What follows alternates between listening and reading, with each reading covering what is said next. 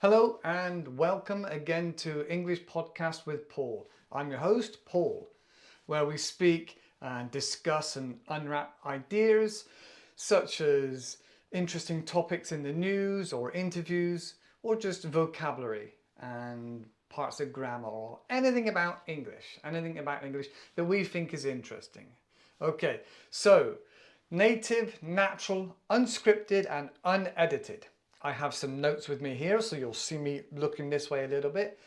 Um, and then we'll unpack and have some interesting thoughts and ideas about what we discussed today. Okay, so jumping straight in, let's dive in. Here we go. Right, so today I want to talk about English, where the English language is now, how it sits in the world and how it sits in regards to whether it's evolving and developing and growing, or is it shrinking and dying out and about to be overtaken by another language. All right, so we have like I say, as normal, I have a few articles up and I've done a little bit of research, and open to looking at different perspectives and some thoughts and ideas from other areas and other aspects. So if you have any thoughts or ideas, just mention them down in the comments. If I mispronounce anything, because I'm human, then please do put me right in the comments below. All right, okay. So the English is facing some competition from Mandarin Chinese at the moment. Apparently it's growing really fast. There's a billion native speakers. That's a big number. All right, okay. And another 200 million are learning it. Okay, but the English language facing competition in Mandarin Chinese is fast approaching 1 billion speakers. Yeah, wow. But then China is a very, very big populace of people. All right. Employers are wanting Mandarin in around Asia. So in Asia, from my experience, there seems to be a lot of acknowledgement and recognition of Chinese input, Chinese money. So because China is so big, I think they're having an influence with regards to language. So, for example, in parts of Vietnam and definitely in Cambodia, there is a lot of Chinese money coming in, and so many of the schools I taught at were offering Chinese programs, or if not Chinese programs, then definitely extracurricular activities, and Chinese teachers were doing very well. There's a big presence of Chinese expatriates living in Cambodia and Vietnam. I don't know whether they just want to be out there or whether they want to work. But that was very noticeable, very noticeable. Okay.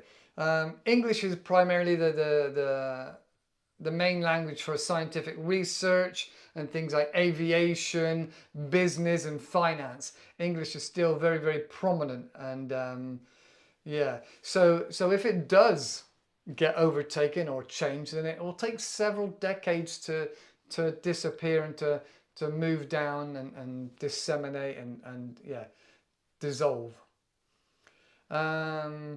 So here they're saying the prediction that the Chinese may become more popular than English, but it will take a long, long time. So there's approximately 1.5 billion people speaking English, and 600 million of them are still learning. So that's another aspect. We'll come back to that in the conclusion at the end. All right. So English, where is it now? It's still doing very well. It's still growing. It's still spreading. Sounds like a religion, doesn't it? It sounds terrible. But the world is wanting to become smaller. The world is wanting to become connected and to build trade links. So lots of different countries and lots of different people and industries are all trying to communicate or find the best way to communicate. And with the advent of the internet and then other knock-on things such as COVID, making people more involved with technology and online and remote in that sense, but having to diversify by looking at other places and other directions. English language is, as I think, is being propelled a little bit more forward again. So that's another avenue. Right, okay. So now I want to talk about other parts of English language. So for example, sign language. Um, I would say 10 years ago, no, maybe more than that, 15 years ago, I went to college and I learned sign language, British Sign Language. I worked with a deaf young person, and the care home that I worked in at that time was predominantly people that had to learn sign language to be able to work in this care home.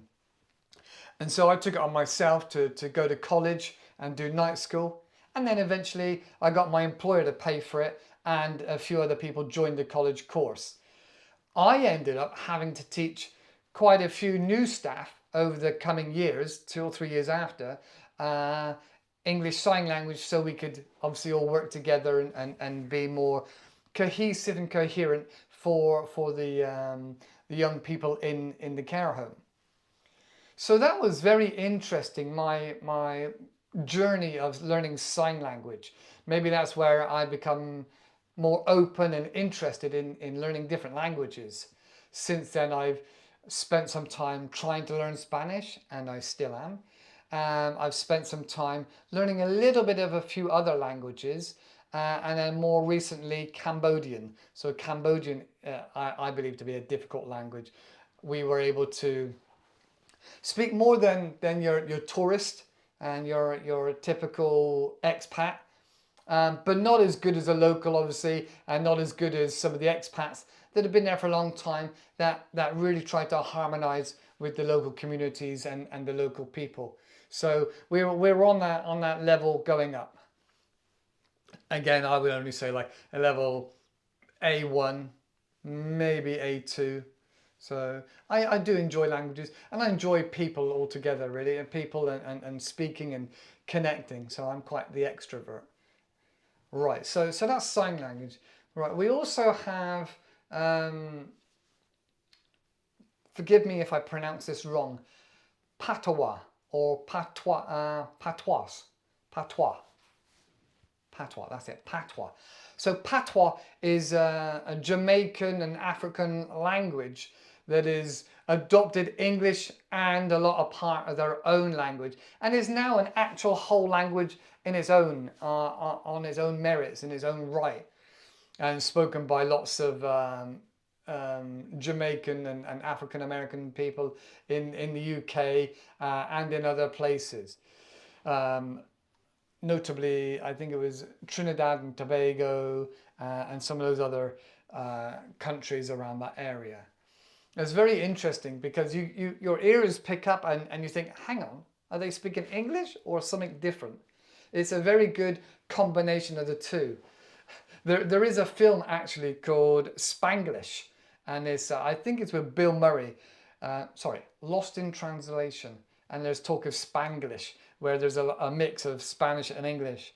And if you go to parts of Spain where there's lots of expats, especially somewhere like Benidorm, many people speak a Spanglish, a kind of version of both, as they're trying to get across their message and communicate.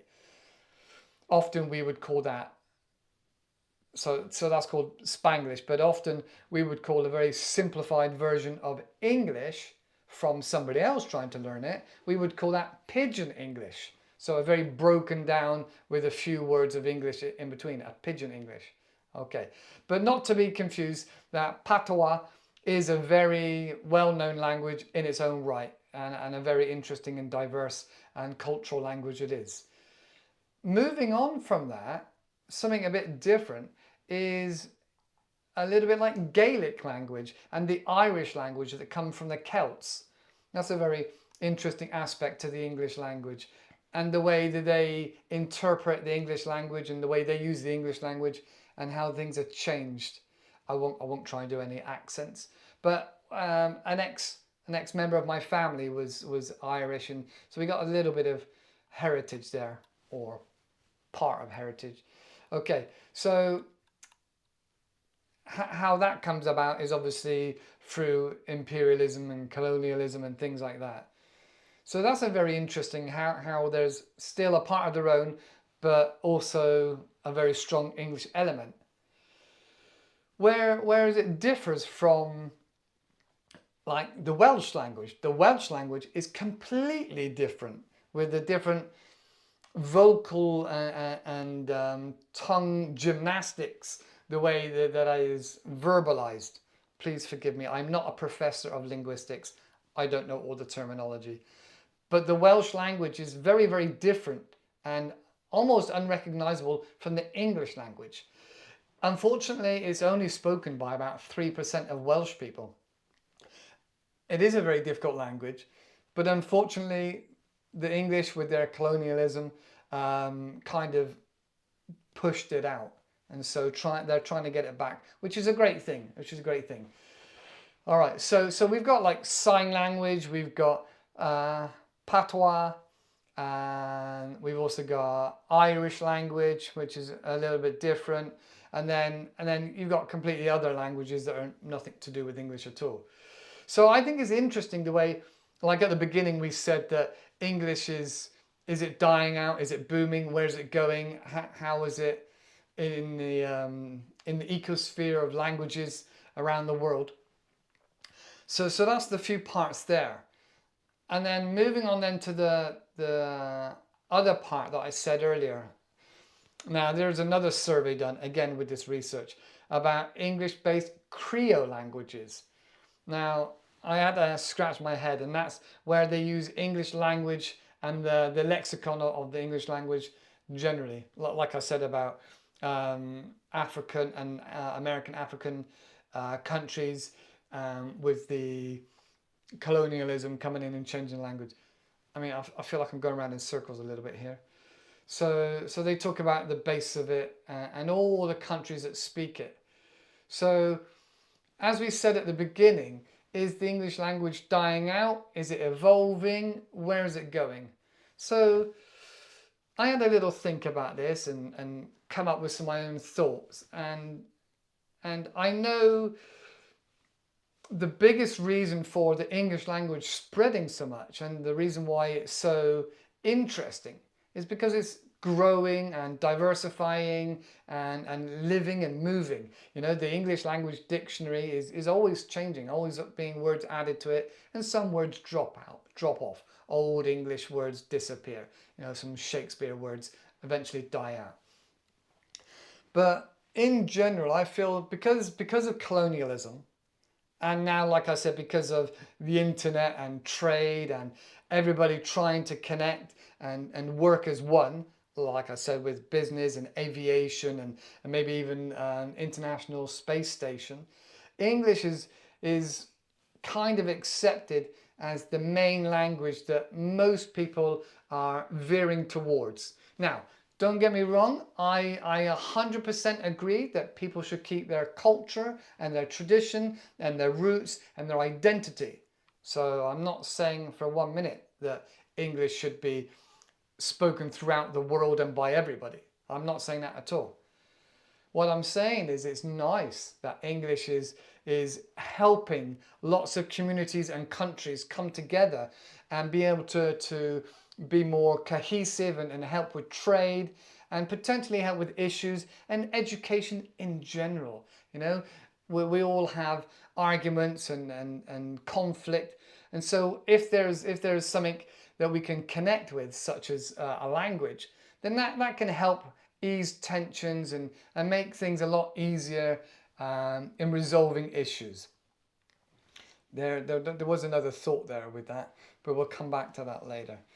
So English is really good in that respect, and I think that it does help build relationships as opposed to tear them apart.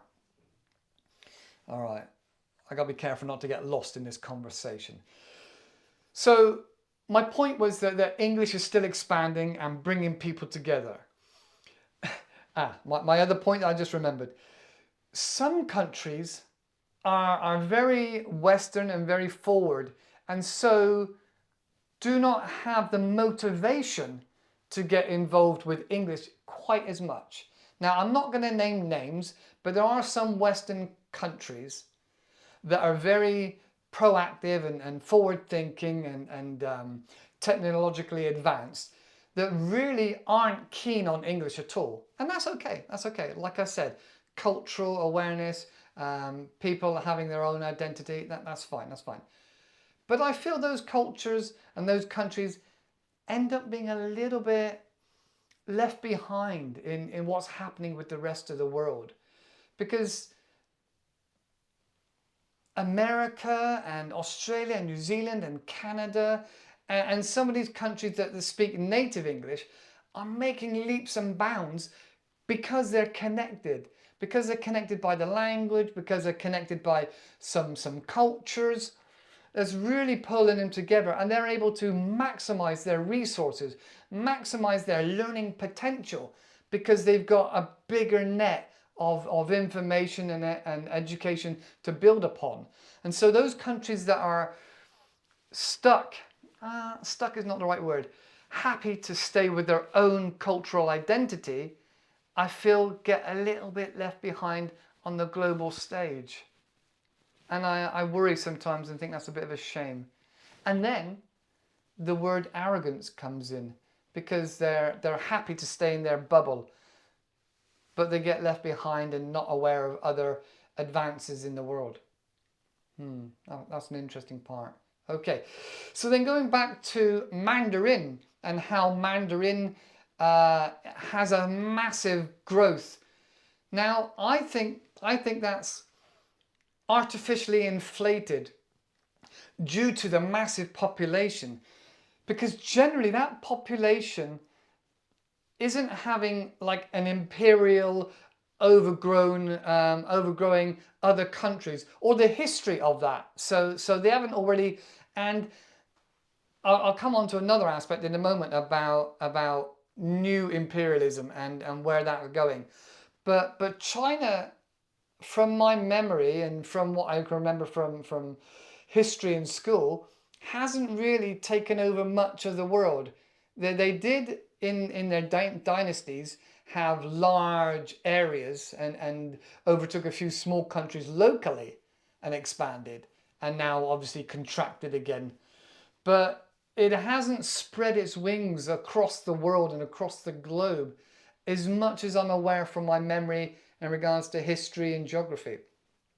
So I think the artificial inflation of the language is mostly to do with its own population explosion and the fact that there are billions of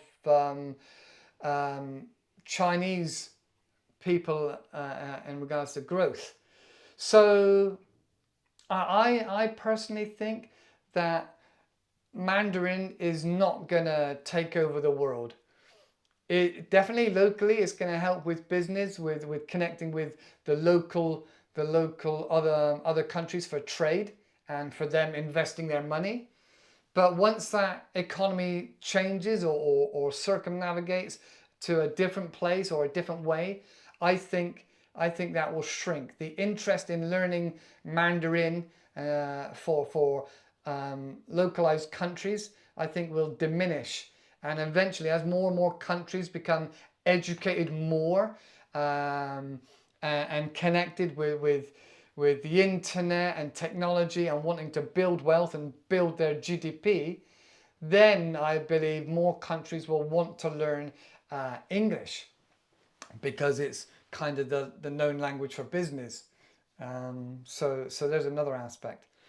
All right, so that's where I feel about that. So going back onto this other thought in regards to imperialism and taking over the world, there is an aspect, there is an idea that I read recently that the Netherlands, because the Netherlands may inadvertently become very, very dominant in their aspect of microchips and on the side of technology, how they are staying afloat and above everybody else because of their knowledge, their resources and their research. They're going forward. And as far as I'm aware, now I might not get this 100% correct, they are serving the western side of people first. So America, Australia, places like this for microchips and the new next generation and the machines that make the microchips. And then I think there was an agreement that they serve Asia and specifically China after older generations of machines, hence why the West is staying ahead of technology. And then you could get onto a whole new discussion topic in regards to copyright, because copyright, I know from experience in Cambodia and Vietnam, doesn't exist. So you'll see a lot of knockoffs of, say, Apple products or Samsung products in Asia because they don't acknowledge intellectual property. So that's very interesting. For example, the first-hand experience was a book. You may find an English Oxford book, an Oxford English Press book made for children and learning. It will be in the bookstores, and then all the schools would just take the book, buy the book, and photocopy it 1,000 times and sell it on again to their students and the students' families. So that's another story altogether. So yeah, it'd be interesting maybe in the next conversation we have about technology and the Netherlands and where they're going with that. So that's very interesting. So that could be an interesting colonization. Yeah, an imperial interest. And then also imperialism of the past. That's a very contentious conversation. Well, maybe I'll talk about that one in one of the next videos. All right. So yes, in conclusion, I believe English is still buffering forwards. It's still growing. It's still changing. It's still diverse. There are aspects and places where it's not growing, and I do believe there are other countries where French is very prolific. So Cambodian has a little bit of a French history from colonialism, and French is kind of dying out. There's a little bit of French, a lot of English, and a good bit of Chinese. So between English and Chinese at the moment, if the tourists pull out of Vietnam and pull out of Cambodia, then I think the money from China will push the Cambodians to learn more Mandarin. But whilst there's tourism in Cambodia, English is still more prominent because that's where most people are making their money, apart from internal trade. So yeah, in conclusion, English still seems to be growing rapidly. It still seems to be very demanded. It still seems to be the way of making more money. Many of my students are from Eastern Europe, and lots of them haven't learned it in school, or if they did learn it in school, it was very low level. And so now they're entering the world of business, e-commerce, the internet, trade, and then you've got the doors of Australia and Canada and America and England, and like I said, and Ireland, and lots of other countries that speak English. So like I said, it just seems to be gaining more and more momentum as the world seems to get more and more connected, and trade and relations. So that's what I see. That's what I see. If you know different, if you feel different, then let me know in the comments. Let's have a conversation. Let me know what your thoughts are. How do you feel English is impacting on your culture, your identity? Let me know what you think. So mention something in the comments below. But that's it for today. Like I say always, have a good time learning English. Have fun. Enjoy jokes and keep speaking, all right? Remember, have fun and keep speaking. All right, see you in the next video. Thank you very much. And I need a drink. My mouth's getting dry and I'm making mistakes in my pronunciation. That's not good. Okay, like I said, have fun and I'll see you in the next video. Take care for now. Bye-bye.